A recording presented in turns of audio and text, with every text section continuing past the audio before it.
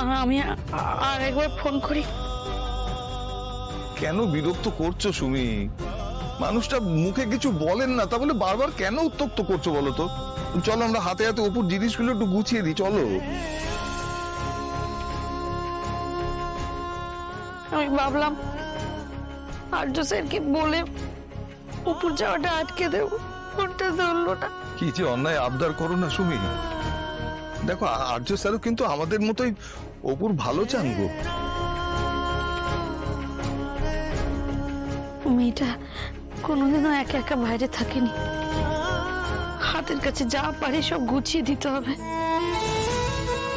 শুধু আমাদের টাকার জোর থাকলে মেয়েটাকে কোলছাড়া করতাম না।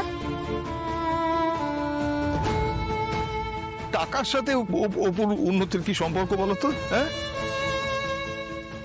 জিনিসপত্রগুলো গুছিয়ে দাও না, পরে তো নিজেই বলবে দেখেছো শতু এটা দিতে ভুলে গেলাম, ওটা দিতে ভুলে গেলাম।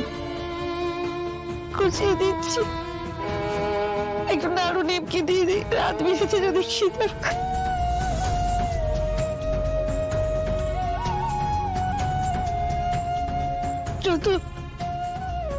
তুমি এক কাজ করো তো, ওই কৌটোতে খুচরো টাকা রাখা আছে, একটু শুকনো মিষ্টি এনে দাও।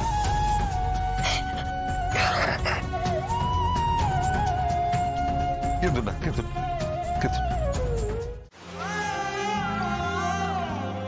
অপর্ণাকে ঠকিয়ে আমি ঠিক করেছি, তাই তো বলছিস? তার তুই আর অপর্ণা একে অপরের থেকে দূরে থাকলে সেটা তোর জন্য ভালো হবে আর অপর্ণার জন্য ভালো হবে।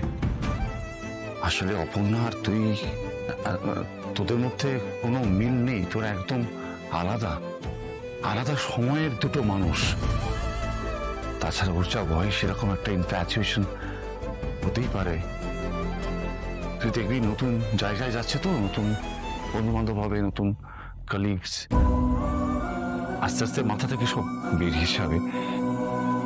আর আমি তো বলছি তুই যে ডিসিশনটা নিয়েছিস সেটা একদম কারেক্ট, এতে অপর্ণা ভালো হবে। বলছিস? হ্যাঁ।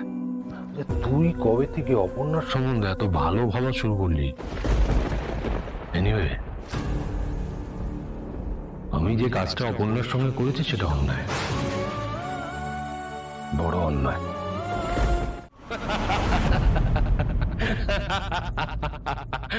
আর্য সিংহ রয়,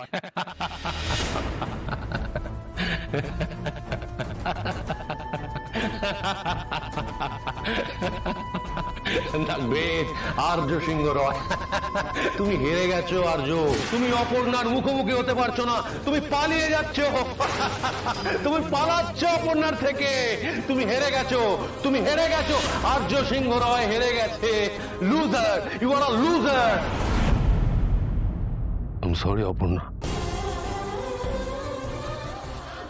I'm sorry, I'm extremely sorry. Mister Arya Singha Roy, এখন আর সরি বলে কি হবে? কোথায় পালিয়ে যাচ্ছ? নিজের কাছে নিজে হেরে তুমি অপর্ণাকে নির্বাসনে পাঠালে।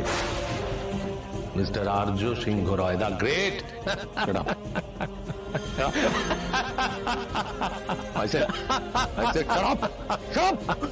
আর্য সিংহ রয় হেরে গেছে।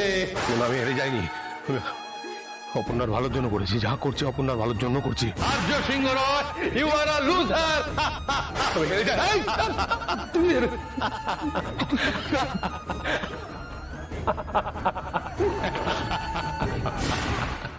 তুমি আজকে অপুর জীবনের একটা বিশেষ দিন গো।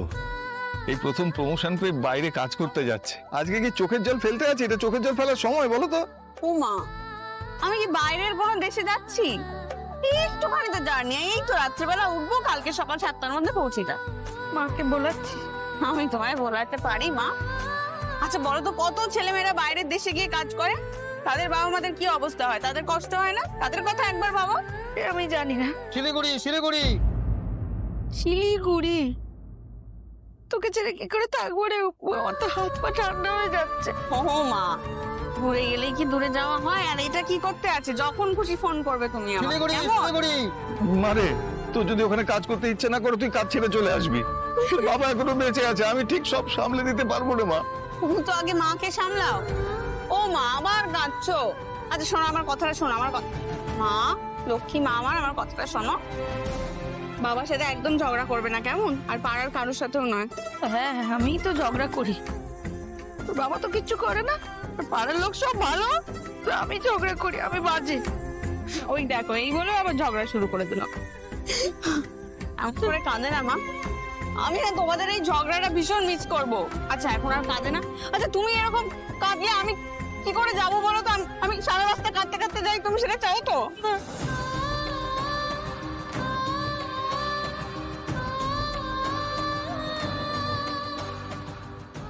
মা হ, তখন বুঝবি ছেলে মেয়ে দূরে চলে গেলে বাপ মায়ের কেমন মুখে কষ্ট হয়। চলো এবার বাস ছাড়বে, চলো চলো চলো, শিলিগুড়ি। করুন না, শিলিগুড়ি ও মা, ওনাকে কেন বকবো? এবার আমাকে আসতে হবে। সুমি, এই সুমি, তুমি আর কেঁদো না গো, এবারে তোমার চোখের জলে মেয়েটা পিছলে পড়ে যাবে। কত উল্টো পাল্টা কথা, মানে কথাবার্তার কোনো ঠিক নেই। আমাকে তো খুব বকে যাচ্ছি, তা তোর বাবাকেও একটু বকে যা, সবসময় ঝগড়া করে আমার সাথে। করবে না, তুই কিন্তু ঝগড়াটা এখনো বলোনি মা। দেখ কিরকম হাসছে, দেখেছিস? হ্যাঁ হাসো, আরো হাসো। ভীষণ মিচকে শয়তান লোকটা, আমাকে এরকম উত্তেজিত করে দেবে, তারপর সবাই আমার গলা শুনতে পারবে, আর উনি একেবারে ভালো মানুষ সেজে থাকবে।